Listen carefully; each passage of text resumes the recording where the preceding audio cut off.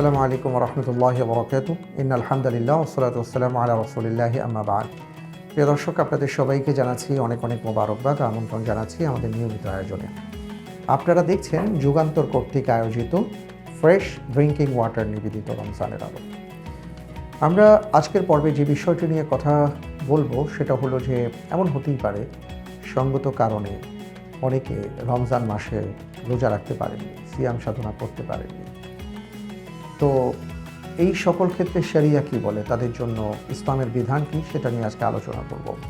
নিঃসন্দেহে এটা যার জীবনে এই ঘটনাটা ঘটেছে, অর্থাৎ তিনি রমজান পেলেন কিন্তু তিনি রোজা রাখতে পারেননি, এটা তার জন্য নিশ্চয়ই দুঃখজনক। আবার হ্যাঁ, কোনো কোনো ক্ষেত্রে এমনও আছে যে সৃষ্টিগত ব্যাপার আছে, যেমন আমাদের মা বোনদের ব্যাপারে যদি আমরা বলি, যে যেমন ওনার যে অসুস্থতার ব্যাপারটা আছে, এটার কারণে যেহেতু এটা বিধান, রোজা রাখা যাবে না, সুতরাং এটা কোনো সমস্যা নেই। বা উনি যদি সন্তান সম্ভবা হন, বা ওনার যদি পৃথিবীতে উনি মা হয়েছেন, ওনার সন্তান পৃথিবীতে এসছে, তার দুধের প্রয়োজন, খাদ্যের প্রয়োজন, এই সকল ক্ষেত্রে ওনাকে অবকাশ দেওয়া হয়েছে।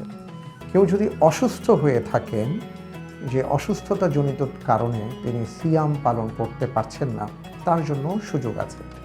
তো এই শ্রেণীর যারা, অথবা কেউ যদি মুসাফির হন, যে তিনি সফরে আছেন, তো তাকে অবকাশ দেওয়া হয়েছে। অর্থাৎ আল্লাহ রাব্বুল আলামিন পবিত্র কোরআনুল কারীমে বলেছেন যে কুতিবা আলাইকুমুস সিয়াম কামা কুতিবা আলাল লাযীনা মিন ক্বাবলিকুম লাআল্লাকুম তাত্তাকুন আইয়ামান মা'দুদাত ফামান কানা মিনকুম মারিয়াদান আও আলা সাফার ফাইদাতুম মিন আইয়ামিন উখর। তোমাদের মধ্যে কেউ যদি অসুস্থ হয় অথবা মুসাফির হয়, তাহলে সে অন্য সময় সিয়াম পালন করবে। তো এখান থেকে আমরা যেই বিষয়টা পাচ্ছি সেটা হলো যে যিনি অসুস্থতার কারণে রোজা রাখতে পারছেন না, তিনি পরবর্তীতে রোজা রাখলে তার রোজাটা আদায় হয়ে যাবে। অথবা তিনি মুসাফির অবস্থায় আছেন, অন্য কোথাও সফরে গিয়েছেন, সফরে উনি চাইলে রোজা না রাখলেও পারেন, ওনার জন্য অবকাশ আছে। উনি যে কয়টা রোজা অসুস্থতার কারণে অথবা সফরের কারণে রাখতে পারেননি, তিনি পরবর্তীতে একটার বদলে একটা রোজাই রাখবেন। এবার আসছি, যদি ব্যাপারটা এমন হয় যে কারো উপর রোজা ফরজ ছিল কিন্তু তিনি ইচ্ছাকৃতভাবেই রোজা পালন করেন নাই, তিনি রোজা রাখেননি, তার ক্ষেত্রে কি হবে? তার ক্ষেত্রে ওলামাদের মত হলো যে কেউ কেউ বলেছেন, দুটো মত আছে, কেউ কেউ বলেছেন যে উনি একটার বদলে 60টি রোজা রাখবেন, এটা তার শাস্তি। আর কেউ কেউ বলেছেন যে না, একটার বদলে তিনি একটাই রাখবেন। তৃতীয় যে ব্যাপারটা সেটা হলো যে একদল লোক এমন হতেই পারে, আল্লাহ ক্ষমা করে দিন, উনি হয়তো রোজাই রেখেছিলেন কিন্তু দেখা গেছে যে উনি রোজা অবস্থায় স্ত্রীর কাছে গমন করেছেন। যদি ব্যাপারটা এমন হয়ে থাকে, তাহলে সকল উলামাদের মতে উনি অবশ্যই এই রোজার আদায়, অর্থাৎ ফিদিয়াও দিবেন, কাফফারাও দিবেন। ফিদিয়াটা পরে আসছি, কাজা করবেন, কাফফারা আদায় করবেন। কাজাটা হলো একটার বদলে একটা আদায় করা, আর কাফফারাটা হলো তিনি 60টি রোজা রাখবেন শাস্তিস্বরূপ। তাহলে যেটা দাঁড়াচ্ছে যে যারা সঙ্গত কারণে রোজা রাখতে পারছেন না, তাদের ক্ষেত্রে কাজা আদায়। আর যারা ইচ্ছাকৃতভাবে রোজা ভঙ্গ করেছেন, তাদের ক্ষেত্রে কেউ বলেছেন কাজা করলে হবে, আর কেউ বলেছেন কাজা কাফফারা দুটো করতে হবে। কিন্তু কেউ যদি এমন হয় যে রোজা অবস্থায় রোজা ভেঙে ফেলেছেন এবং সেটা তার স্ত্রী গমনজনিত কারণে, তাহলে তাকে কাজাও আদায় করতে হবে, অবশ্যই কাফফারাও আদায় করতে হবে। আর কাফফারাটা হলো 60টি রোজা, একটি রোজার বদলে 60টি রোজা। আচ্ছা, এইবার আসছি, যদি ব্যাপারটি এমন হয় যে যিনি অসুস্থ, তার পক্ষে আসলে আর রোজা রাখাটা সম্ভব হচ্ছে না, বা ডাক্তার ওনার অসুস্থতার ব্যাপারে বলেছেন যে উনি যদি ভবিষ্যতে রোজা রাখেন তাহলে উনি আরও অসুস্থ হয়ে যাবেন, বা ওনার পক্ষে আর সম্ভব না রোজা রাখা, তাহলে কি হবে? ওই ক্ষেত্রে ফিদিয়া দিতে হবে। ফিদিয়া কাকে বলে? ফিদিয়া হলো যিনি রোজা রাখতে পারেননি সঙ্গত কারণে, তার লিভিং স্ট্যান্ডার্ড অনুপাতে, জীবনযাপন চাহিদা মান অনুপাতে তিনি কোনো অসহায় মানুষকে সহায়তা করবেন, যাতে করে ওই ব্যক্তি ইফতার করতে পারেন, সাহারি করতে পারেন। অর্থাৎ যিনি রোজা রাখতে পারেননি, তিনি কাউকে সাহায্য করবেন তার লিভিং স্ট্যান্ডার্ড অনুপাতে, এটা হলো ফিদিয়া। এবং এটা ওই ব্যক্তির ক্ষেত্রে যিনি সঙ্গত কারণে, শরিয়া তাকে যেই বিধিবিধান দিয়েছে, যেই কারণে তিনি রোজা না রাখলেও চলবে, পরবর্তীতে ফিদিয়া দিতে পারবেন, সেই ক্ষেত্রে কেবল তিনি ফিদিয়া আদায় করবেন। আর কাফফারার সাথে কাফফারা তো বললাম যে কাফফারাটা হলো 60 দিন রোজা রাখা, এটা একটা শাস্তি। যদি তিনি 60 দিন রোজা রাখতে না পারেন তাহলে তিনি কি করবেন? তার ক্ষেত্রে বিধান হলো 60 জন মিসকিনকে খাইয়ে দেওয়া। অর্থাৎ ওনার একটা রোজার পরিবর্তে উনি যেহেতু জরিমানা স্বরূপ, শাস্তি স্বরূপ 60টি রোজা রাখতে হবে টানা 2 মাস, সেটা যদি উনি না পারেন তাহলে 60 জন মিসকিনকে উনি খাদ্য দেবেন। সেটা একদিনে হতে পারে, এক বেলাতেও হতে পারে, উনি যেভাবে চান, কিন্তু শাস্তি হলো এটা। তো এই হলো মোটামুটি যারা সিয়াম পালন করতে পারছেন না তাদের বিষয়।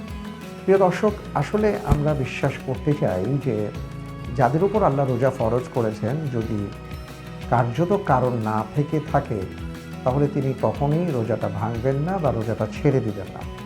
আর যদি কোনো কারণে তিনি রোজাটা ছেড়ে দেন তাহলে তিনি অবশ্যই চেষ্টা করবেন যে তিনি পরবর্তীতে আদায় করে নিতে। আর যদি তার উপর ফিদিয়ার ব্যাপারটা আসে যে আল্লাহ চেয়েছেন যে উনি সুস্থ হচ্ছেন না, এই কারণে তিনি কী করবেন? তিনি মন খারাপ না করে তিনি ফিদিয়া আদায় করে দিবেন, কিন্তু তিনি রোজার মাসে অন্যান্য ইবাদতগুলো ঠিকঠাক মতন করে যাবেন ইনশাআল্লাহ। আরেকটা সুন্নাহভিত্তিক আমলের কথা বলি, যেটা হাদিসের মধ্যে আসছে, সেটা হলো যে মা বোনদের অসুস্থতাজনিত কারণে যদি তারা সিয়াম পালন করতে না পারেন তাহলে সেটা কখন তারা পালন করবেন?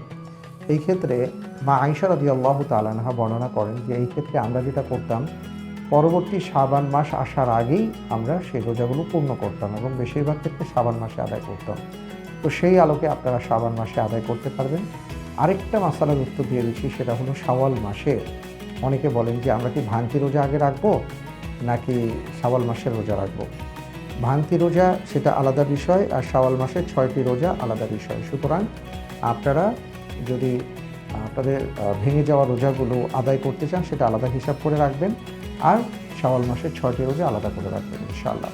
আল্লাহ রাব্বুল আলামিনের কাছে আমি দোয়া করি যে যে বিষয়গুলো নিয়ে আমরা কথা শুনলাম সেই বিষয়গুলোর উপর যেন আমরা আমল করতে পারি। রব্বুল আলামিন আমাদের সবাইকে সেই তৌফিক দান করুন, আমিন। আজকের তারাবিতে ইনশাআল্লাহ তাআলা প্রিয় দর্শক আমরা 28তম পারা শুনব। সেই 28তম পারার মধ্যে অনেকগুলো সূরাই আছে, যেমন সূরাতুল মুজাদালা আছে, তারপরে সূরাতুল জুমা আছে, সূরা তাহরিম আছে, তাগাবুন আছে, এমন অনেকগুলো সূরা আছে, মুমতাহিনা আছে। তো আজকে আমি দুটো কথা বলি, সেটা হলো সূরাতুল মুজাদালায় একটি আয়াত দিয়ে আল্লাহ তাআলা শুরু করেছেন, কদ সামিআ আল্লাহু কাওলাল্লাতী তুজাদিলুকা ফী যাওজিহা ওয়া তাশতাকী ইলাল্লাহ। এটার ঘটনা হলো একজন নারী, তিনি তার স্বামীর ব্যাপারে রাসূল সাল্লাল্লাহু আলাইহি ওয়াসাল্লামের কাছে বিধান চাইতে আসতেন। আল্লাহর নবী তাকে যখন বিধান দিলেন, সেই নারী তিনি বললেন যে আসলে আমার স্বামী খুবই অসুস্থ মানুষ, দুর্বল মানুষ এবং বয়স্ক মানুষ, তার ক্ষেত্রে এই বিধানে কিছু করা যায় কিনা, এইভাবে তিনি বাদানুবাদ বা আলোচনা করছিলেন। তার কথা আরশে আজিম মালিক শুনেছেন এবং তখন এই বিধান নাজিল করেছেন। এই জন্য এই আয়াত থেকে আমরা শিক্ষাটা নিতে পারি, সেটা হলো আপনি যেখানেই থাকুন না কেন আপনার যে কোনো কথা আপনার মহান মালিক শুনতে পান, সুতরাং তাকে ডাকুন, তার কাছে বলুন। দ্বিতীয় বিষয়টা হলো সূরা হাশর আছে প্রিয় দর্শক। সূরা হাশরের মধ্যে আল্লাহ সুবহানাহু ওয়া তাআলা বলেছেন, ইয়া আইয়ুহাল্লাযীনা আমানু তাকুল্লাহা ওয়াল তানজুর নাফসুম মা কদ্দামাত লিগাদ, যে হে ঈমানদারগণ তোমরা আল্লাহকে ভয় করো এবং তোমরা ভবিষ্যতের জন্য কী পাঠাচ্ছ সেটা তোমরা ভেবে চিন্তে পাঠাও। তার মানে হলো আমরা ভবিষ্যৎ বলতে শুধু চিন্তা করি যে এখন যা আছি 5 বছর পর কী করবো, আসল ভবিষ্যৎ হলো সেটাই, মৃত্যুর পর কী হবে। তো সুতরাং মৃত্যুর পরে যেন আমার আমলনামা কাজে আসে, এই চিন্তা করে যেন আমি সেইভাবে কাজ করি, সেই ব্যাপারে আমাদেরকে ইঙ্গিত দেওয়া হয়েছে। প্রিয় দর্শক, আজ তাহলে এ পর্যন্ত। আমি আপনাদেরকে প্রশ্ন রাখছি যে আল্লাহ তাআলা ভবিষ্যতে আমলের ব্যাপারে বা ভবিষ্যতের পুরস্কারের ব্যাপারে কোন সূরায় আলোচনা করেছেন, জানা থাকলে আমাদের কমেন্ট বক্সে লিখে জানান। আর আগামীকালকের পর্বে ইনশাআল্লাহ তাআলা আশা করছি আমি একটা বিষয় নিয়ে কথা বলবো, আর তা হলো 27 রজনীই কি কেবল লাইলাতুল কদরের জন্য নির্ধারিত? এই গুরুত্বপূর্ণ বিষয়টি আপনারা শুনবেন বলে প্রত্যাশা করছি। আল্লাহ তাআলা আমাদের সবাইকে ভালো রাখুন, সিয়াম সাধনাতে কবুল করুন, আমিন। আসসালামু আলাইকুম ওয়া রাহমাতুল্লাহি ওয়া বারাকাতুহু।